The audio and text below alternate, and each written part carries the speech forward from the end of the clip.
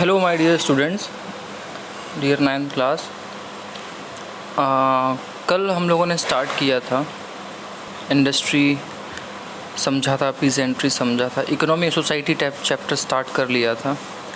फिर आपने private industries के बारे में जाना था कि वहाँ वर्किंग आवर्स क्या थे, वेजेस कैसा था, ठीक है। फिर वहाँ डोरमेट्री सर्विस हो या उनके खाने पीने की व्यवस्था हो, वो किस तरह की थी, एकोमोडेशंस क्या दिए जा रहे थे, कि स्किल के बेस पे भी वहाँ डिवाइडेशन था, ठीक है। फिर आपने वुमेंस को भी जाना था कि वुमेंस की अपनी एक क्या रोल थी वहाँ पे। एक फिगर दिया है 31% का, वो फैक्ट्री लेबर 1914 तक अब वुमेंस की थी। बट दिक्कत उनके साथ क्या थी, they were paid than less man between half and 3/4 of a man's wage. हमने ये भी जान लिया, यानी महिलाएं आई तो सही, फीमेल जो हैं वर्किंग करने के लिए आ रहे हैं आगे 31%, बट उनका वेजेस बहुत कम है। और ये आज से 100 ईयर्स पीछे की कहानी है रशिया की। सोचिए, इंडिया में तो हम उस टाइम कॉलोनियल रूल थे ब्रिटिश के अंडर, तो हमारे यहाँ तो ये चीज़ें पॉसिबल ही नहीं होंगी कि इतने सारे वर्कर्स में महिलाएं होंगी। इवन आज भी इतना 31% महिलाएं इंडस्ट्री में वर्कर नहीं होंगी, ठीक है। Divisions among workers showed themselves in dress and manners too. अच्छा, कपड़े के पहनावे से और इन चीज़ों से, मैनर से भी अंतर था, डिवाइडेशन था कि ये तौर तरीक़ों वाले वर्कर्स हैं, ये इस तरह से है। आज भी होता है ये कई जगह। Some workers form associations to help member in times of unemployment. अच्छा, अब कुछ वर्कर्स क्या कर रहे हैं, कई सारी फैक्ट्रीज़ पे या कई सारी जगहों पे अपने खुद के ना एसोसिएशन बना रहे हैं। ग्रुप होता है एसोसिएशन, है ना, वो बनाया उन्होंने, और वो हेल्प करते हैं ऐसे बहुत सारे बेरोज़गार के लोगों की जो उनको नीड होती है। क्योंकि बात ये होती है, जो फैक्ट्री में वर्कर काम कर रहा है, ठीक है, उस टाइम उसके लिए सबसे बड़ी बात ये होती है उनकी ताकत कि वो जब यूनाइट रहते हैं। पहली चीज़ तो ये। दूसरी चीज़ कि वो किसी वर्कर्स को अपने यहाँ रख सकते हैं, अपना काम दिलवा सकते हैं, उसकी रोज़ी रोटी चलवा सकते हैं, ये उनकी पावर होती थी। और financial hardship, but such associations were few.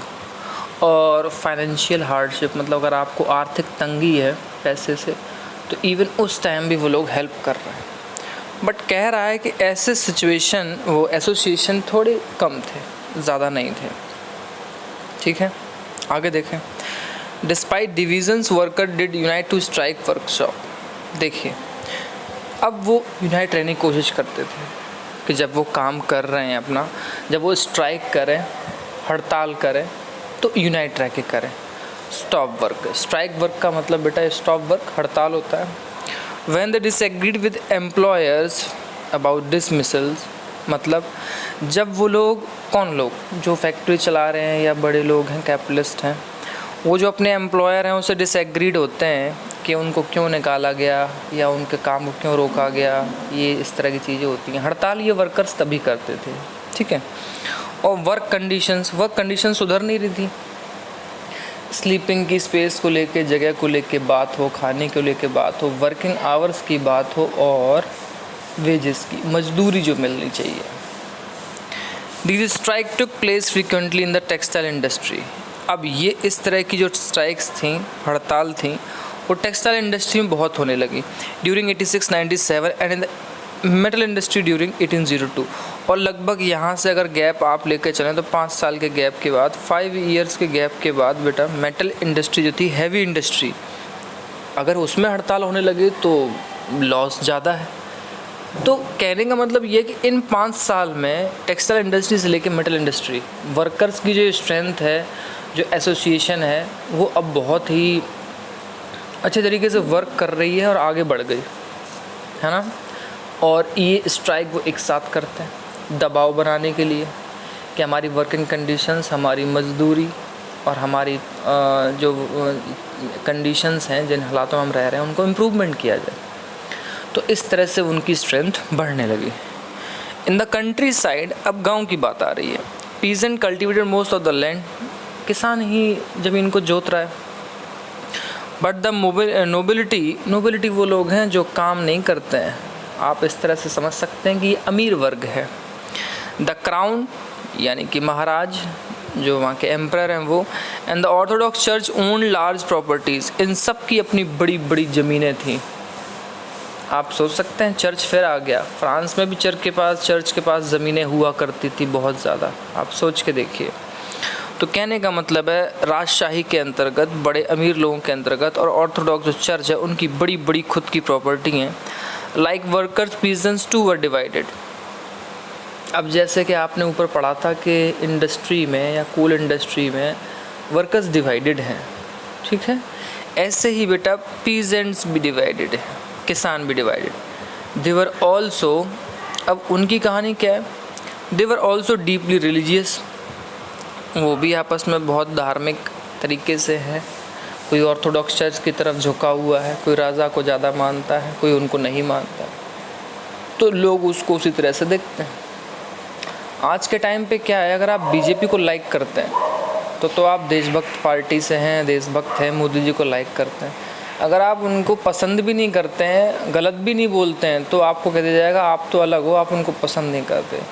ये डीपली डिवाइडेड लोग आज के टाइम पे हैं। But except in a few cases they had no respect for the mobility. कुछ केसों को छोड़ दिया जाए तो कहते हैं कि नोबिलिटी जो है, जो अमीरी है, उसके लिए भी कोई रिस्पेक्ट नहीं है। अब ऐसा क्यों है? क्योंकि सोसाइटी डिवाइडेड है, चर्च का भी दखल है प्रॉपर्टीज़ पे। चर्च जिस तरीके से जिसको ओन करना चाहेगा, जिसके कब्जे में ज़मीन देना चाहेगा, उसके हिसाब से चलेंगे, जो उनको टैक्स ज़्यादा देंगे। Nobles got their power and position through their service to the tsar. अब जो नोबल्स होते हैं उनको अपनी पावर तब मिलती है, ये जो अमीर वर्ग होता है वो, और इनको अपनी पोजीशन तब मिलती है जब वो अपनी ज़ार को, यानी कि जो वहाँ के एम्परर हैं, उनको अपनी सर्विस देते हैं, मतलब अपनी सेवाएं देते हैं काम के ज़रिए, अदर चीज़ों के ज़रिए, तब उनको ये सारी चीज़ें समझ में आती हैं अपने लिए। नॉट थ्रू लोकल पॉपुलरिटी, इसलिए नहीं कि हम अमीर हैं, हमारी खुद की जो पॉपुलरिटी है उसकी वजह से। ये सीधी सी बात है कि आपको राजा के लिए कुछ करना ही होगा, तभी राजा खुश होंगे। This was unlike France where during the French revolution in Brittany peasants respected nobles and fought for them. अब आप समझ ही गए होंगे जो सिस्टम फ्रांस में नोबिलिटी का था बेटा, ठीक है, क्लर्जी, कुछ वैसा ही यहाँ भी था रशिया में। तो डिफ्रेंशिएट भी हो गया बेटा सोसाइटी में। फ्रांस में भी 3 स्टेट्स में भी, फर्स्ट, सेकंड और थर्ड में भी 3 तरह के डिवाइडेशन थे, याद कीजिए। तो कहने का मतलब ये है कि चाहे फ्रांस की सोसाइटी रही हो, चाहे रशिया की सोसाइटी रही हो, डिफरेंसेस अलग अलग जगह हैं। In Russia peasant wanted the land of the nobles to be given to them. अब रशिया में किसान चाहता है कि उनकी ज़मीन उन्हें वापस कर दी जाए। नोबल्स जो अमीर वर्ग है वो फ्रीक्वेंटली दे रिफ्यूज़ टू पे rent and even murdered landlord. और कई बार तो ऐसा हुआ है कि उन्होंने अपना पे, जो रेंट होता है ज़मीन पे जहाँ काम कर रहे हैं, उसका किराया देने से मना कर दिया, और कई लैंडलॉर्ड का बेटा मर्डर तक हो गया। इन 1902 this occurred on a large scale in south Russia. अच्छा, अब ये जो हत्याएँ हो रही हैं, ये मर्डर जो हो रहा है साउथ रशिया में बहुत ज़्यादा होने लग गया, और 1905 तक आते आते such incidents took place all over Russia. सिर्फ 3 साल के गैप में पूरे रशिया में ये मारकाट फैल गई। यानी कि हर कोई किसान जितना ज़्यादा तो परेशान था, उसको परेशान कर रखा है। अब सब लोग चाहते हैं कि ज़मीन उनकी वापस दी जाए। तो इस तरह से एक ये माहौल वहाँ पे बन गया। ये सोर्स है यहाँ पे एलेक्जेंडर श्लाइपिग्नोव, ये सोशल वर्कर हैं। उन्होंने एक डिस्क्रिप्शन दिया है कि मीटिंग कैसे ऑर्गेनाइज्ड की जाती थी। पढ़ सकते हैं आप, सोर्स कहाँ से दिया है वो नीचे लिया गया होगा। ये एलेक्जेंडर श्लाइपिग्नोव की बुक है on the eve of 1917 reminiscence from the revolutionary underground. ये यहाँ से इसको दिया है। उन्होंने लिखा है कि वहाँ रशिया में किस तरह की चीज़ें हो चुकी थी और हो रही थी। इनको पढ़ने से हमें हमारे एक डिस्क्रिप्शन मिल जाता है सोसाइटी का कि वहाँ क्या हो रहा है, किस तरह की चीज़ें हो रही हैं। ठीक है, थोड़ा सा आगे बढ़ते हैं। Russian peasants were different from other European peasant in another way. Russia के जो बेटा फार्मर हैं वो थोड़ा अलग भी हैं यूरोप के अदर जो कंट्री में पीजेंट रह रहे हैं उससे। अब वो कैसे they pool their land together periodically, time time पे वो अपनी लैंड को पूल्ड करते थे। बेटा पूल्ड जो वर्ड है उसका मतलब एक तरह से ये होता है शेयरिंग टुगेदर, एक साथ चीज़ों को शेयर करना। आपकी ज़मीन है, मेरी ज़मीन है, कई लोग की ज़मीन है, इस सारी ज़मीन को एक मान के सब लोग मिल के इस पे खेती करेंगे और एक दूसरे के चीज़ों में हेल्प करेंगे, जोतने से लेके हर एक चीज़ों में, ताकि उनको आपस का अपना फ़ायदा मिलता रहे। एक ये चीज़ बहुत थी वहाँ पे, पूल्ड करना। एंड देयर कम्यून मीर, इस वर्ड को थोड़ा आप ध्यान रखिएगा, divided it according the needs of individual family. अब जब वो पूल्ड कर रहे हैं तो उनका जो आपस में जो कॉमन पर्सन है, ठीक, जो पूल्ड कर रहा है अपनी खेती को शेयर करवा रहा है, वो क्या करते हैं, डिवाइड करते हैं किस किस तरह की फैमिली की नीड्स हैं उसके अकॉर्डिंग। अपनी फैमिली में भी जैसे बड़ी फैमिली है, बड़ा गांव है, बड़ा परिवार है, बड़ी चीज़ है, तो उसके अकॉर्डिंग उसमें फैमिली मेम्बर्स को चीज़ें डिवाइड की जाती थी। ठीक है, अब सबसे इम्पोर्टेंट टॉपिक शुरू होगा कि रशिया में सोशलिज्म स्टार्ट हो रहा है। अब ये चीज़ें रशिया में फैलने लगेंगी। सोशलिज्म वही है, मैं दोबारा से याद दिला दूं कि जो प्रॉपर्टी है देश की या जो रिसोर्सेज हैं उन पे जो कब्जा है वो प्राइवेट कुछ ही लोगों का नहीं होना चाहिए, सिर्फ कुछ ही लोगों का होना चाहिए। ओह आई एम सॉरी, मैं गलत बोल गया, सिर्फ कुछ ही लोगों का नहीं होना चाहिए, सबका उस पर अधिकार होना चाहिए। गवर्नमेंट उसको अंडरटेक करे और उसमें होने वाले प्रॉफिट को सब में बांटा जाए। ठीक, अब वो कैसे बांटा जाए इसका मतलब नहीं जो नहीं कर रहा है उसको भी बांट दे। मतलब कहने का ये है कि अगर आप खेती कर रहे हैं, खेती में 100 लोग एक साथ हैं, तो उसका जो प्रॉफिट है उसके अकॉर्डिंग सबको मिलना चाहिए। वो उस तरह की बात हो रही है। ठीक है, all political parties were illegal in Russia before 1914। 1914 से पहले रशिया में सभी पॉलिटिकल पार्टी को बेटा इलीगल कर दिया गया था। The Russian social democratic worker party were founded in 1898। ये छोटे छोटे जो पॉइंट्स हैं इनको ध्यान रखना आपको बहुत ज़रूरी है कि सोशल डेमोक्रेटिक वर्कर पार्टी है उसको 1898 में फॉर्म्ड किया गया by socialist who respected Marx idea. ऐसे सोशलिस्ट लोग थे जो सोशलिस्ट आइडिया को मानते थे, जो कार्ल मार्क्स से बहुत प्रभावित थे उनकी आइडियोलॉजी से। However because of government policing, ठीक, गवर्नमेंट की अपनी नियम कानून कायदे और उसके according it had to operate as an illegal organisation. Policing वो आप समझते हैं ना, पुलिस को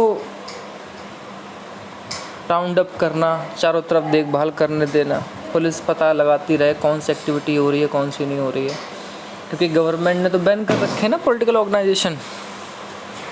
तो उनको वो इस तरह से इलीगल ऑर्गेनाइजेशन है, गवर्नमेंट की नज़र में तो इलीगल है।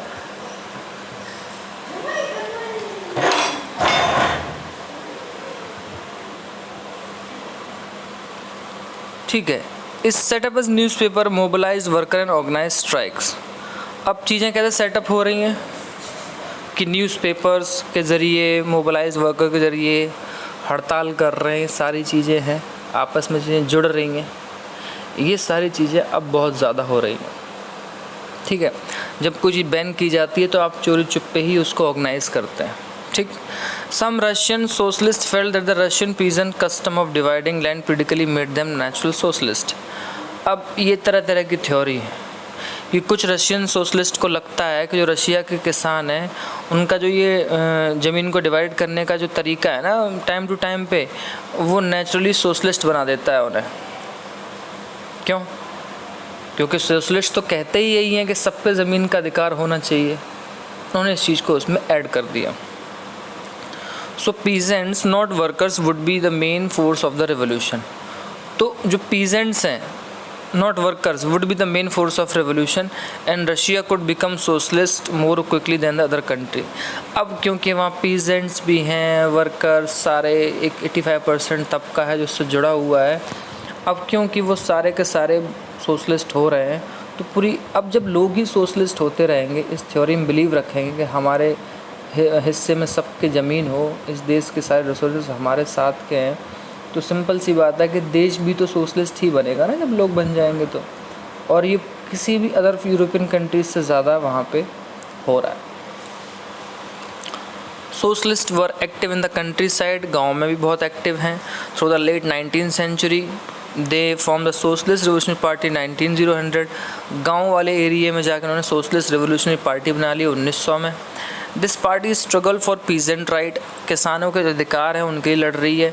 And demanded that land belonging to nobles be transfer to peasants, और डिमांड की गई कि जो ज़मीन नोबल से लेके अमीर वर्ग से लेके पीजेंट्स को दी जाए, क्योंकि वो किसानों की ही ज़मीन थी जो अमीरों ने अपने पास रखी टाइम से कई सालों तक, और इवन उसके राइट्स भी किसानों को नहीं दिए।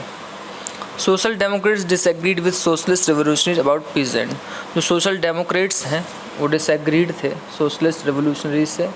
क्यों? अब डेमोक्रेट्स को कुछ और तरीके से लग रहा था, और जो सोशलिस्ट रिवोल्यूशनरी थे उनको गांव में आप देख रहे थे वो किस तरह की डिमांड कर रहे थे, राइट्स की बात कर रहे थे।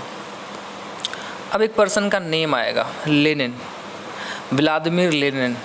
यही है वो महान आदमी जिसने रशिया की रिवोल्यूशन को रचा और अपने आइडिया को पूरी दुनिया में फैला दिया। ज़बरदस्त इंसान, एक महानायक की तरह, hero. Felt that peasant were not one United group, Lenin को भी लगता था कि पीजेंट भी जो किसान हैं वो यूनाइटेड ग्रुप नहीं है। Some were poor and other rich, कुछ अमीर हैं कुछ गरीब हैं। Some worked as labourer while other capitalist, कुछ लोग जमींदारों की तरह वर्क करते हैं, वही कैपिटलिस्ट लोगों की तरह, और सबसे ज़्यादा लेबर की तरह वर्क करते हैं। तो वो एक कहाँ हुए? उनमें बीच में तो डिफरेंस है। हु एम्प्लॉयड वर्कर्स, कैपिटलिस्ट भी हैं जो वर्कर्स को एम्प्लॉय रखते हैं, अपने यहाँ वर्क करवाते हैं। Given the differentiation with in them, अब लेनिन ने क्योंकि ये जो अंतर्भाव था, एक दूसरे में भेदभाव था, इसको सामने ला के रखा। They could not be a part of a socialist movement, तो लेनिन ने ये कहा कि सोशलिस्ट मूवमेंट के ये सब लोग एक साथ नहीं आ सकते हैं क्योंकि इनको ज़रूरत ही नहीं है आने की। ठीक, अब क्या हुआ देखो, अब क्या होता है, ये थोड़ा इंपॉर्टेंट है, यहाँ से आप ध्यान रखिएगा। The party were divided over the strategy of organization, अब जो पार्टी थी, ये जो सोशल डेमोक्रेटिक पार्टी जिसका भी आप नाम पढ़ रहे थे ना, फिर सोशलिस्ट रेवोल्यूशनरी पार्टी जो गांव साइड में बनी थी, ये सब डिवाइड होने लगी आपस में। ठीक, क्योंकि स्ट्रेटजी जो थी, तौर तरीके थे, वो अलग हो रहे थे। लेनिन का कहना था कि सभी किसान एक जैसे कैसे हो सकते हैं, वो यूनाइट होंगे भी नहीं। जब अमीरों की बात की होगी, अधिकारों की बात होगी तो गरीब नहीं आएगा किसान, और जब गरीब किसानों की बात होगी तो अमीर नहीं आएगा। Vladimir Lenin who led the Bolshevik group, Vladimir Lenin ने बोल्शेविक ग्रुप को आगे मतलब बढ़ाया था, ये उनके लीडर थे।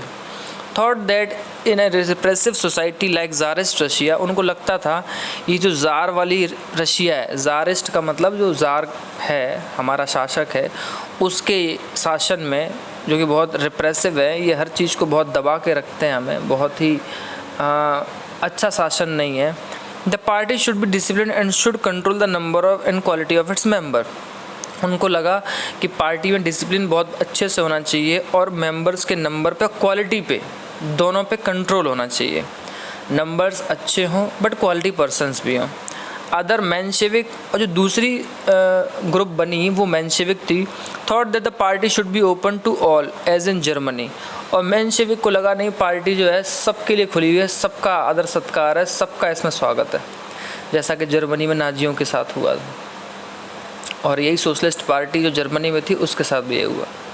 अब आप देखेंगे बोल्शेविक आगे निकल गए, इसलिए रशियन रेवोल्यूशन को बोल्शेविक रेवोल्यूशन भी कहते हैं। ठीक, ये रशियन वर्ड है। बोल्शेविक का मतलब एक तरह से यूनाइटेड फ्रंट होता है जिसमें सभी लोग एक ही ग्रुप से जुड़े होते हैं। तो लेनिन ने बोल्शेविक ग्रुप को लीड किया, और यही ग्रुप आगे चल के रशियन रेवोल्यूशन को आगे करेगा, और देखेगा कि वहाँ मुड़ाक उन्होंने फिनिश कर दिया और ये लोग सोशलिस्ट सिस्टम को वहाँ पे रिफॉर्म करके ले आए।